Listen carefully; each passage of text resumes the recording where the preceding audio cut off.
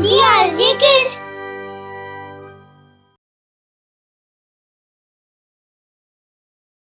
कहानी बेईमान जादूगर।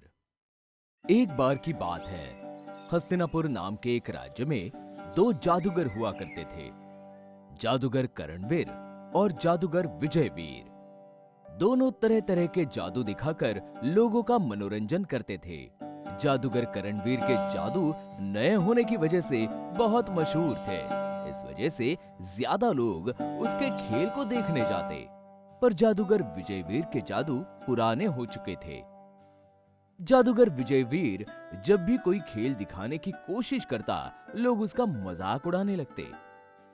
जादू पुराने होने की वजह से लोगों ने उसे पसंद करना बंद कर दिया। एक दिन जब जादूगर विजयवीर अपना जादू दिखा रहा था, अरे आज कोई नया जादू भी दिखाने वाले हो या हर बार की तरह वही पुराना वाला? दोस्तों, बहुत जल्द मैं तुम्हें नया जादू भी दिखाऊंगा, पर आज के लिए ये देखो। अब मैं इस टोपी में से 3 गिनने तक एक खरगोश निकालूंगा। 1 2 आब्राका। अरे चलो भाई, इसके पास तो कुछ नया नहीं है, चलो। इतने में लोगों को पीछे से जादूगर करणवीर की आवाज सुनाई देती है। और आज जादूगर करणवीर हमें हवा में तैर के दिखाएंगे। और उसकी आवाज सुनते ही सब जादूगर करणवीर का जादू देखने निकल जाते हैं। अरे जादूगर करणवीर आ गया, अरे चलो चलो चलो। अरे अरे कहाँ जा रहे हो? रुको, देखो मैं इसे फिर से गायब कर दूंगा। अरे जादूगर विजयवीर निराश हो जाता है कि उसकी जादू कोई नहीं देखना चाहता। वो जादूगर करणवीर का खेल बिगाड़ने के लिए भेष बदल के उसका खेल देखने पहुंच जाता है। जादूगर करणवीर अपना खेल दिखाना शुरू करता है। क्या तुम में से किसी ने कभी किसी को आग से खेलते हुए देखा है? आज मैं आग से खेलूंगा। अरे वाह वाह, क्या महान जादूगर है! वाह वाह वाह वाह। तो लीजिए, आपके सामने पेश है आग का खेल।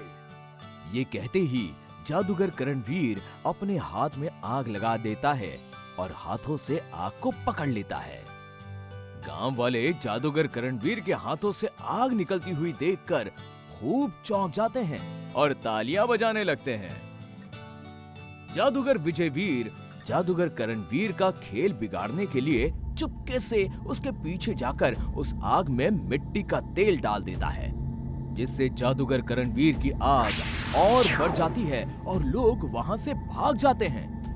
जादूगर विजयवीर वहां से चुपके से निकल जाता है। जादूगर करणवीर बहुत ही उदास होकर सोचता है, ये कैसे हो सकता है कि आग इतनी बढ़ जाए? तभी उसे वहीं पड़ा एक मिट्टी का तेल का डिब्बा मिलता है और वो समझ जाता है कि ये किसी की साजिश हो सकती है, पर वो किसी से कहता नहीं। एक दिन हस्तिनापुर के राजा अपने मनोरंजन के लिए अपने मंत्री से कहते हैं, हमारे मनोरंजन के लिए कोई नया कार्यक्रम रखवाइए। जी राजा जी, अब पास के गांव में 2 जादूगर हैं जो आजकल बहुत चर्चा में हैं। दोनों में कौन ज्यादा अच्छा है ये कह नहीं सकते, पर दोनों कुछ दिनों से चर्चा में हैं। दोनों को महल में बुलाया जाए और उनके बीच मुकाबला करवाया जाए। जो भी हमें खुश करेगा उसे हम इनाम में सोने की पूरी 1000 गिन्नियां देंगे। जी राजा जी। मुकाबला देखने के लिए प्रजा को भी आमंत्रित किया जाए। जी राजा जी, मैं अभी जाकर आपका संदेशा दोनों जादूगरों तक पहुंचा देता हूँ।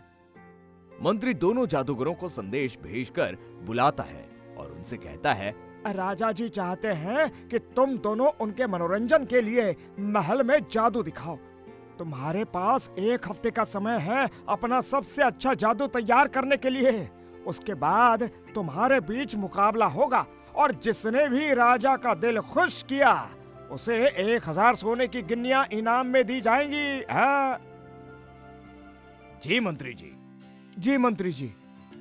दोनों अपनी अपनी जादू तैयार करते हैं। जादूगर विजयवीर चुप चुप के जादूगर करणवीर के सारे नए जादू देख लेता है और सीख भी लेता है। जादूगर करणवीर ये बात जानते हुए भी कि विजयवीर उसके जादू देख रहा है, कुछ नहीं कहता। दोनों को तय किए गए दिन महल में बुलाया जाता है। प्रतियोगिता शुरू की जाए। राजा जी, अगर आप बुरा न माने तो मैं एक बात कहना चाहता हूँ। बोलो, क्या कहना चाहते हो? मैं जादूगर विजयवीर को चुनौती देना चाहता हूँ। मैं जो जादू दिखाता हूँ, अगर वो दिखा सके तो मैं खुद ब खुद अपनी हार मान लूंगा। क्या आपको ये चुनौती स्वीकार है जादूगर? मुझे मंजूर है। जादूगर करणवीर अपनी टोपी में से 2 खरगोश निकालता है। अब मैं अपनी टोपी से 2 खरगोश निकालूंगा। जादूगर विजयवीर भी अपनी टोपी से 2 खरगोश निकाल देता है। हुजूर, अब मैं आपको अपनी लकड़ी की छड़ी को सांप में बदल कर दिखाता हूँ। जादूगर विजयवीर भी अपनी छड़ी को सांप में बदल देता है। अब मैं आपको हवा में उड़कर दिखाऊंगा। ये तो बहुत आसान है। जादूगर विजयवीर भी ये कहकर हवा में तैरने लगता है। सभी मुकाबले का खूब मजा उठा रहे हैं कि जादूगर करणवीर राजा से कहता है, हुजूर, ये मेरा आखिरी जादू है। अगर ये भी जादूगर विजयवीर ने कर दिखाया तो मैं अपनी हार खुद ब खुद मान लूंगा। ये जादू जादूगर विजयवीर ने पहले जादूगर करणवीर को करते देखा नहीं होता। अब मैं पानी से भरे बहुत बड़े कांच के बक्से में खुद को बंद कर लूंगा और बक्से में ताला लगा होने के बाद भी मैं उसमें से आपके सामने बाहर निकल जाऊंगा। ये सुनने के बाद जादूगर विजयवीर चोरी छुपे ताला बदलकर खुलने वाले ताले की जगह ना खुलने वाला ताला लगा देता है ताकि ताला खुल ना पाए और जादूगर करणवीर पानी के बाहर ना निकल पाए। जादूगर करणवीर इस बारे में पहले से ही जान जाता है और ताला फिर से बदल देता है और बाहर निकल आता है। अब जादूगर विजयवीर की बारी आती है और वो जैसे ही पानी के बक्से के अंदर जाता है, ना खुलने वाला ताला उसी के बक्से पर लग जाता है और वो बहुत कोशिश करने के बाद भी बाहर नहीं निकल पाता। तब जादूगर करणवीर अपने पास से चाबी निकालकर उस ताले को खोलकर जादूगर विजयवीर को बाहर निकाल लेता है। राजा जादूगर करणवीर के जादू और समझदारी से खुश होकर उसे सोने की 1000 गिन्नियां इनाम में दे देते हैं। वाह जादूगर करणवीर, वाह, बहुत बढ़िया। हम आपसे बहुत खुश हुए और हमारी तरफ से ये 1000 सोने की गिन्नियां आपको इनाम में दी जाती है। इन्हें कबूल करें। जादूगर विजयवीर समझ जाता है कि जादूगर करणवीर ने उसे सबक सिखाया है और जादूगर करणवीर से अपनी बेईमानी के लिए माफी मांगता है। मुझे माफ कर दो जादूगर करणवीर। मैं जीतने की लालच में बिल्कुल अंधा हो गया था। मैंने बेईमानी के रास्ते से जीतना चाहा। मुझे माफ कर दो। कोई बात नहीं जादूगर विजयवीर, मैंने आपको माफ किया। पर याद रखना, बेईमानी का फल कभी भी अच्छा नहीं होता। मेहनत और परिश्रम से किया हुआ काम ही हमें सफल बनाता है।